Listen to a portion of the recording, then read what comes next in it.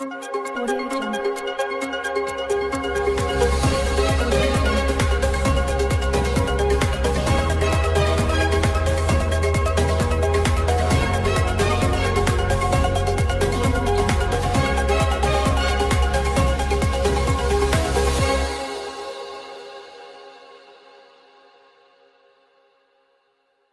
சென்னை பட்டினப்பாக்கம் கடற்கரை சாலையில் அமைந்துள்ள டுமில்குப்பம் பகுதியில் மழையால் பாதிக்கப்பட்ட மக்களுக்கு ஆறுதல் கூறி 500 பேருக்கு பிரெட் மற்றும் 500 பால் பாக்கெட் ஆகியவை நடிகையும் பாஜக செயற்குழு உறுப்பினருமான குஷ்பு சுந்தர் வழங்கினார்.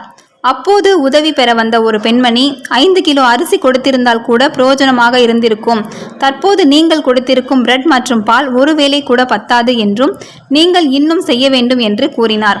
அதற்கு குஷ்பு நிச்சயம் உதவுவோம் என்று உறுதியளித்தார். மேலும் எல்லா கட்சிகளும் செய்ய வேண்டும் என்று கூறினார். அதற்கு அந்த பெண்மணி நீங்கள் முதலடி எடுத்து வைத்துள்ளீர்கள் என்றார். அப்போது குஷ்பு நீங்கள் சொல்வது போல முதலடி எடுத்து வைத்துள்ளோம், நிச்சயம் உதவுவோம். இந்த தொகுதியில் தேர்ந்தெடுக்கப்பட்ட எம்எல்ஏ எங்கே? ஒரு பிரெட் அல்லது பாலாவது கொடுத்தாரா என்று திமுகவை குஷ்பு விமர்சித்தார். பின்னர் செய்தியாளர்களுக்கு பேட்டியளித்த குஷ்பு 10 வருடமாக எம்எல்ஏவாக ஸ்டாலின் கொளத்தூர் தொகுதியில் இருந்தார். 10 வருடமாக இருந்தும் ஒரு தொகுதியை உங்களால் பார்க்க முடியவில்லை. எப்படி மொத்த மக்களையும் பார்த்து கொள்ள போகிறார்? ஒவ்வொரு தொகுதியிலும் வெள்ளத்தில் பாதிக்கப்பட்ட மக்களுக்காக எதிர்க்கட்சியினர் மற்றும் தன்னார்வலர்கள் தான் வேலை செய்கிறார்கள். திமுகவின் சார்பாக முதல்வர் ஸ்டாலினை தவிர யாரும் வேலை செய்யவில்லை என்று கூறினார். கனமழைக்கு ஏற்பட்ட வெள்ள பாதிப்புக்கு அதிமுக ஆட்சியில் வடிகால்கள் சரியாக செய்யப்படாததும் அதில் நடத்திய ஊழல்தான் காரணம் என்று முதல்வர் ஸ்டாலின் குற்றம் சாட்டுகிறாரே என்று செய்தியாளர்கள் கேள்வி எழுப்பினர். இதற்கு குஷ்பு பதில் அளிக்கையில், இது போன்ற குற்றச்சாட்டுகள் இருந்து கொண்டேதான் இருக்கும். அதிமுக காலத்தில் வெள்ளம் ஏற்பட திமுக தான் காரணமா? திமுக தான் ஒரு காலத்தில் ஊழல் கட்சி என்று பேசப்பட்டது.